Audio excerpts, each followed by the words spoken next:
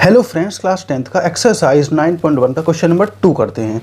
1 हमने समझा, 2 भी बहुत ही ज़्यादा इजी है, लेकिन ये समझना पड़ेगा आपको, तब आपको इजी लगेगा।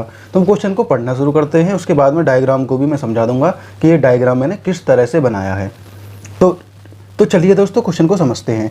ए tree breaks due to storm and the broken part bends so that the top of the tree touches the ground making angle 30 with it। यहाँ तक समझिए आप। एक ट्री खड़ा हुआ है, ठीक है, एक ट्री है, मान लो ये कोई ट्री है हमारे यहाँ पर, इस तरीके से खड़ा हुआ है। आंधी आती है या तूफान आता है तो ये पेड़ टूटकर यहाँ आ जाता है, इस तरीके से, मतलब ये वाला जो टॉप हिस्सा है टूटकर यहाँ आ जाता है। मैं यहाँ से इसे हटा देता हूँ, इस तरीके से बना, ठीक है। और ये जो टॉप हिस्सा था ना यहाँ का, वो यहाँ कर लग गया। अब ये ज़मीन से टच है, जो ग्राउंड से टच है ये वाला हिस्सा, यहाँ पर ये 30 डिग्री का एंगल बना रहा है, ऐसा इसने बोला है, ये आप समझ गए होंगे। इसके बाद में the distance between the foot of the tree to the point where the top touch the ground is 8 metre, ठीक है। तो यहाँ से समझने वाली बात ये है कि जो इसका टॉप हिस्सा है, जो यहाँ ज़मीन पर पड़ा हुआ है, ग्राउंड से टच है, ये वाला हिस्सा, और जो इसके फुट हैं, फुट का मतलब जो इसकी जड़ है, यहाँ से यहाँ तक का जो डिस्टेंस है वो है 8 मीटर। तो मैं लिख देता हूँ 8 मीटर। हो गया। Find the height of tree. तो इस पेड़ की हमें हाइट पता करनी है, ऊंचाई पता करनी है। तो ऊंचाई क्या है दोस्तों हमारी, इसको और इसको मिलाकर हमारी ऊंचाई बनेगी। अब आप बोलेंगे ऐसा कैसे सर, परपेंडिकुलर को ऊंचाई कहते हैं हम। तो ये इसलिए बनेगी दोस्तों क्योंकि ये जो पेड़ था ये पूरा था, टूटने के बाद में ये जो हिस्सा है ये भी पेड़ का हिस्सा है। अब हमें पूरे पेड़ की लंबाई बतानी है, तो हमें ये और ये इन दोनों की बतानी पड़ेगी, तभी हमारा पता लग पाएगा कि पेड़ कितना लंबा था। हो गया क्लियर। इसके बाद में सॉल्यूशन की तरफ चलते हैं। ये आपको समझ में आ गया भाई। एक पेड़ खड़ा था, ठीक है, एक पेड़ खड़ा था, वो टूटने के बाद में ज़मीन से जा लगा। ये हिस्सा यहाँ से टूटा, ज़मीन से जा लगा, और ज़मीन से लगा हुआ जो हिस्सा है वो 30 डिग्री का एंगल बनाता है। और जो इसकी फुट हैं और जो ज़मीन से लगा हुआ हिस्सा है, इन दोनों के बीच में दूरी कितनी है, 8 मीटर की है। मैं यहाँ से इसे हटा देता हूँ। अब हमें पेड़ की ऊंचाई ज्ञात करनी है, ठीक है, वो हम सिंपली कर लेंगे। तो आइए चलते हैं दोस्तों क्वेश्चन के सॉल्यूशन की तरफ। अब इसके आगे समझने वाली बात ये है, मैं यहाँ से इसे रफ कर देता हूँ, कि हाइपोटेनियस है, ये परपेंडिकुलर है, और ये क्या है, हमारा बेस है इस ट्राइंगल के हिसाब से, क्योंकि एंगल यहाँ पर बन रहा है, तो हमारा ये बेस हो जाएगा, ये परपेंडिकुलर हो जाएगा, ये हाइपोटेनियस हो जाएगा। हमें सिर्फ ये पता है, हमें बेस पता है, हमें P या H दोनों में से एक पता करना पड़ेगा, तब इन दोनों की वैल्यू निकलेगी। अब हमारे पास में दो तरीके हैं, या तो हम P/B के तरीके से निकाल लें, या तो हम निकाल लें P/B से, ठीक है, या निकाल लें B/P से। पहला तरीका ये है।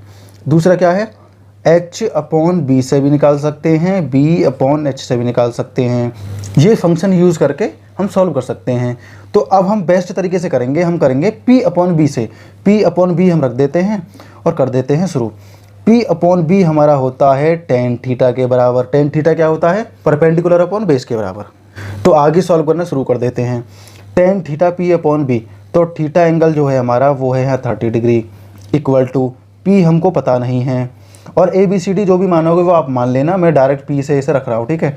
और बेस क्या है हमारा 8 मीटर है, तो वो मैंने नीचे रख लिया।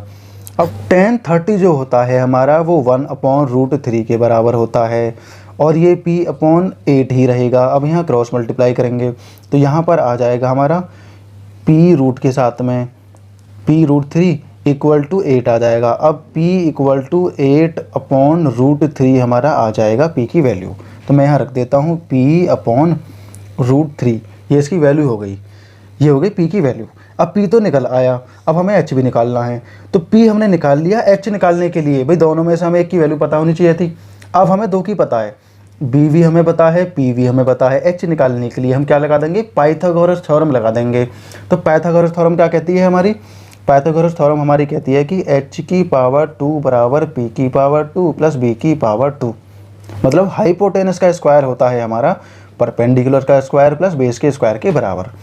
तो हाइपोटेनियस हमें निकालना है, परपेंडिकुलर क्या है हमारा 8/√3 प्लस बेस क्या है हमारा 8, तो 8 ठीक है। मीटर वगैरह लिख लेना, कोई दिक्कत वाली बात नहीं है। तो यहाँ पर कितना हो जाएगा, 8 की अगर हम करेंगे तो 64 हो जाएगी, और इसका 3 का 3 रहेगा, क्यों, क्योंकि रूट हट जाएगा स्क्वायर से, ये हमारा 64 हो जाएगा।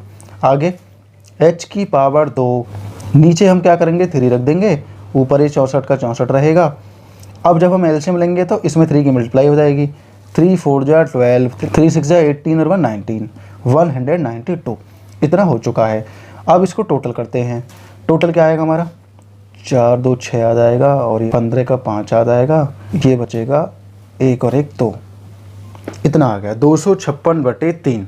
अगर हम h के स्क्वायर को इस पूरे पर चढ़ा दें तो इसकी वैल्यू हमारी हो जाएगी रूट के अंदर 256/3। तो अब यहाँ पर आ जाएगा h बराबर 16/√3, क्योंकि 16 का स्क्वायर होता है 256 और √3 का स्क्वायर होता है 3। ये पूरा हो चुका हमारा। अब हमें ये भी पता चल गया कि हमारा हाइपोटेनियस कितना है। ठीक है, अब हमें क्या क्या पता है, बेस पता है हमारा 8 मीटर है, परपेंडिकुलर हमें पता है 8/√3 मीटर है, और हाइपोटेनियस हमें पता है, हाइपोटेनियस कितना है 16/√3 मीटर, इतना हमें पता है। ये मैंने एक जगह इसलिए लिखे हैं क्योंकि इनकी ज़रूरत पड़ने वाली है अब हमें। अब हम क्या करेंगे, डायग्राम को हटा देते हैं क्योंकि अब हम ये सॉल्यूशन करेंगे। हमें चाहिए क्या, अब हमें चाहिए the height of the tree. कैसे निकालेंगे, यहाँ पर निकाल देते हैं। तो दोस्तों हमें पेड़ की हाइट चाहिए, तो लिख देंगे the height of the tree equal to P + H को अगर हम प्लस कर देंगे तो हमारे पूरे पेड़ की ऊंचाई आ जाएगी, क्योंकि इन दोनों से ही ऊंचाई बनेगी। जैसे मैंने डायग्राम बनाया था ना इस तरीके से, ये P है ये H है, इन दोनों को मिलाकर, क्योंकि पेड़ का तना इस तरीके से टूटा है तो इन दोनों को प्लस करने के बाद में इसकी पूरी हाइट आएगी कि कितने मीटर थी। ठीक है, अब करते हैं, देखो P और H को प्लस करके, तो P है हमारा 8/√3 प्लस H है हमारा 16/√3। ठीक है, दोनों मीटर में है, लिख देना मीटर। अब यहाँ पर हम एलसीएम लेंगे तो √3 आ जाएगा, ऊपर 8 और 16 सेम रहेगा, ये हो जाएगा हमारा 8 6 14, 24/√3। इतना तो हो चुका हमारा। तो इतना करने के बाद में एक चीज़ और हमें याद में रखनी है, जो हमारा डेनोमिनेटर होता है वो कभी रूट में नहीं होता, आंसर गलत हो जाएगा। इसलिए हम क्या करेंगे, रूट को हटाने के लिए रेशनलाइज कर देंगे, परिमीकरण कर देंगे। नीचे वाले नंबर को 2 बार गुणा कर देते हैं, ऊपर और नीचे। ये हमने 9th क्लास में भी किया है और 10th के कुछ क्वेश्चंस में मैंने अभी पीछे भी बताया था। इस तरह से कर देंगे। अब इन दोनों को एक जगह रखेंगे, 24/3 हो जाएगा। इन दोनों को करेंगे, 3 का 3 आ जाएगा, 3 से इसको काट देंगे तो हमारा यहाँ पर बच जाएगा 8 और यहाँ पर बढ़ जाएगा √3। ये हमारा आंसर होगा। दोस्तों सिर्फ इतना ही हमें करना था। हमें पता होना चाहिए कि किस तरीके से हमने किया है। पहली बात हमने क्या देखी कि एक पेड़ खड़ा था और वो टूट कर नीचे गिर गया, तो उसने इस तरीके से राइट ट्रायंगल बना लिया, 90 डिग्री का ट्रायंगल बना लिया। उसके बाद में हमें B पता था, तो हमने क्या किया, या तो P निकाल लिया या H निकाल लिया, कोई सा भी फॉर्मूला लगा के, वो मैं बता चुका हूँ किस तरीके से। ठीक है, उसके बाद में हमने क्या लगा लिया, P/B लगा लिया। उसके हिसाब से हमने परपेंडिकुलर निकाला। फिर हमें हाइपोटेन्यूस निकालना था, हमने पाइथागोरस थ्योरम को लगा दिया, क्योंकि बेस भी पता चल गया अब हमें, परपेंडिकुलर भी। अब पाइथागोरस लगाने के बाद में हमें हाइपोटेन्यूस भी पता लग गया। अब हमें पेड़ की ऊंचाई पता करनी थी, हमने P और H को प्लस कर दिया, मतलब परपेंडिकुलर को, लंब को और कर्ण को, मतलब हाइपोटेन्यूस को प्लस कर दिया। प्लस करने के बाद में हमारे सामने आंसर आया 24/√3। तो नीचे वाला नंबर रूट में नहीं होना चाहिए, इसलिए हमने क्या किया, रेशनलाइज कर लिया। आपको ऐसे ही करना है, नीचे वाला नंबर रूट में नहीं होना चाहिए। तो उसे ख़त्म करने के लिए हम क्या करेंगे, परिमीकरण कर देंगे। जब हम परिमीकरण करेंगे तो इसका इसमें करेंगे 3 आ जाएगा, क्योंकि रूट से रूट कट जाएगा। इसका इसमें करेंगे 24/3 आ जाएगा।